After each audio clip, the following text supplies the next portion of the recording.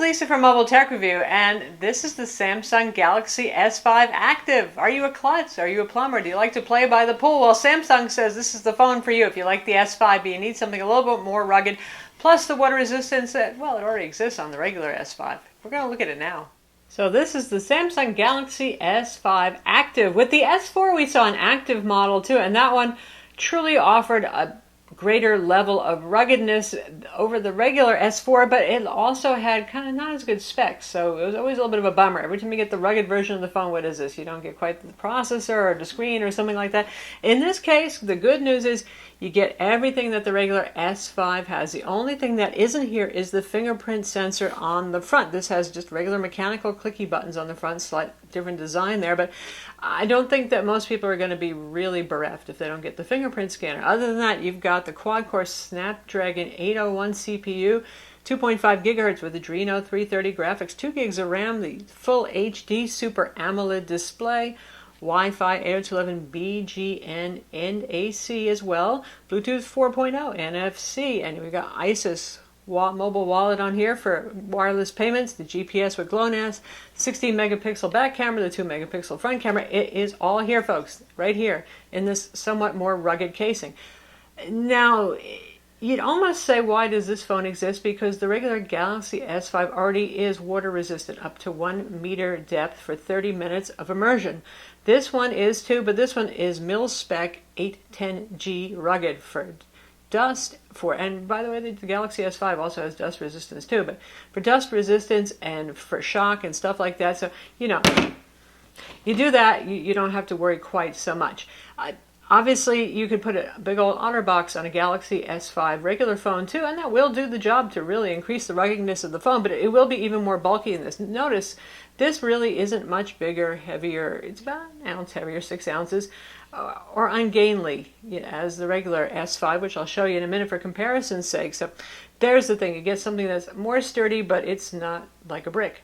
For comparison, here's the regular Galaxy S5, obviously in black here together. So you're looking at just about around the same size. There's not too much of a difference in size there. In terms of thickness, the S5 Active is 0.35 inches, so it's a little bit thicker, but it's still not a fat phone either, really. And from the front version, both have the same Super AMOLED displays, and both have the same water resistance, so the same level of sealing, as it were, around the display. So, yeah, you see what I mean? It's not really a huge old chunky monkey compared to the regular S5. So the S5 Active is available in a variety of entertaining colors. Well, actually, this is the most entertaining. It's called camo green, camouflage green. So I'm actually sitting in the great state of Texas, where such a phone would probably be considered just awesome and chic. But just in case you don't like it as much, it's also available in kind of burgundy color or gray. Those are being more solid colors versus the pattern here that we have on the camouflage. We have a speaker grill right over here, so not so different from any other phone on the market. Again, same 16 megapixel camera here, same flash and heart rate monitor too, so we have all the health stuff going on here that we had on the regular S5. And yes, the back is removable on this. Now, some things are just visual elements. For example, these are faux rivets. They're not real rivets here, they're just for looks. Now, maybe they may contact the table first and function a little bit there in terms of rigidity. So here on the side we have the power button over here all by itself. Kind of grippy material right over here, that's good, so it doesn't slip away on you. And on the bottom here we have our USB 2.0 port with a cover because, well, it has to keep water out of the internals. Microphone hole there.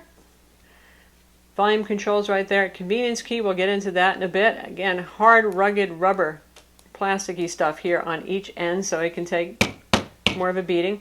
Headphone jack is at the top. For those of you who are wondering how that actually works, how they can do that, they have a seal coating basically inside the headphone jack. That's how that works. So that's why it can be open. It doesn't need the flappy kind of port.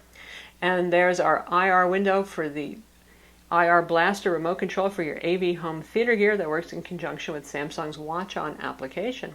And on the front, as I mentioned, we have the mechanical clicky movie home buttons instead of the capacitive ones. Now, why is that? That's because, not just because they can water seal mechanical buttons underneath, basically there's a membrane, but because capacitive stuff doesn't really work when it's wet. It gets confused about the capacitance that's being transferred to the screen. So this way, these will always work properly, even if the device is wet, and it won't be full with input.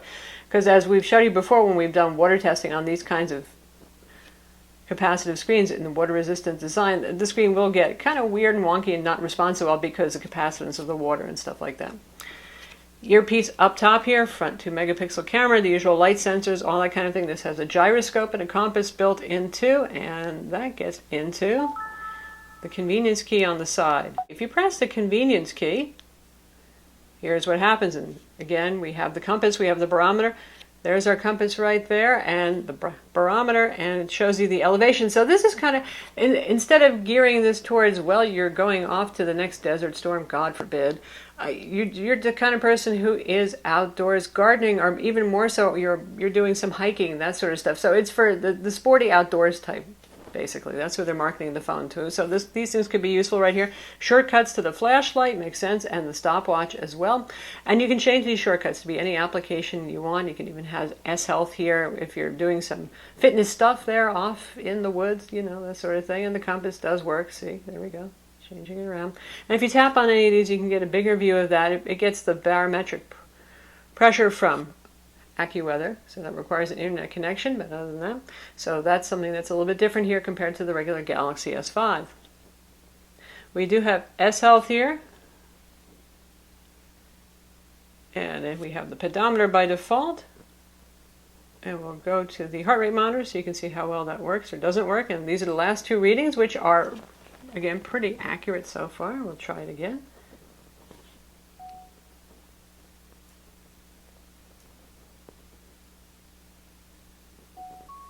And there we go.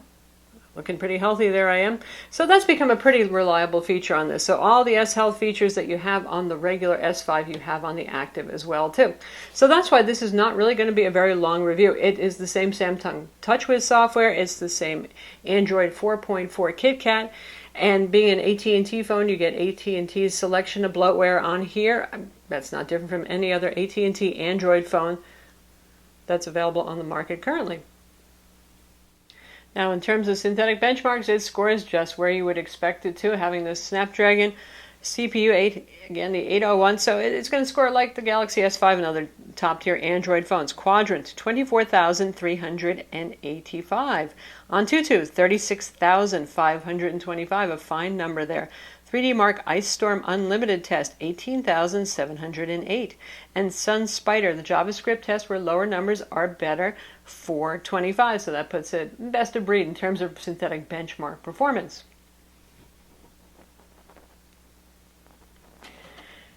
Even though this guy is rugged, that doesn't mean you can't open it up.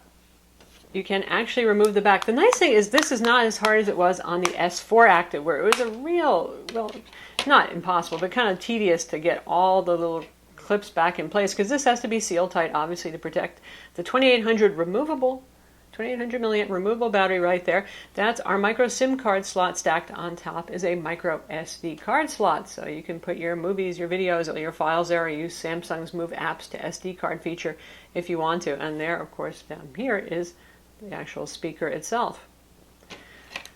And this is what the inside of the cover looks like. It's got a kind of weather seal here to keep the water out. And to put it back on, like I said, it's not too bad. You start off by getting the bottom ones engaged like that. You just press your way around, hit all the phone buttons while you're at it to make it bing bong a lot. And there it is. It's all back together again. Now, something important to point out, this guy is rugged, so that means you should be able to drop it about 3 feet, 4 feet onto a reasonably hard surface. It's also water resistant, up to 1 meter. If you're going to do both of those at once, say you are a plumber and it might fall out of your pocket, keep in mind that one of the things that phones do to absorb shock and to let that energy out that goes in, it has to come out somewhere, is often the back pops off. And that will happen on this phone if you drop it onto a hard surface every once in a while. So if you drop this into standing water, the back cover might come off. That could mess up your phone. So be careful with that. So that's the Galaxy S5 Active. Again, in just all respects except for the fingerprint scanner, you're looking at the same thing as the S5. I think it has more easy to operate, pleasing buttons. It's pretty grippy thanks to the straight sides too. So there it is. We're not going to go into whole in-depth analysis of TouchWiz and everything else because this is the S5 all over again, just in a sturdier casing. So that's the Samsung Galaxy S5 Active, available now in the United States on AT&T exclusively. Again, $199 with contract. It's going to cost you a little bit more than the regular S5 if you buy it off contract, but it doesn't cost anymore. So if you need something a little bit sturdier, hey, why not? It's a good phone. I'm Lisa from Mobile Tech Review. Be sure to visit our website for the full written review, and don't forget to subscribe to our YouTube channel.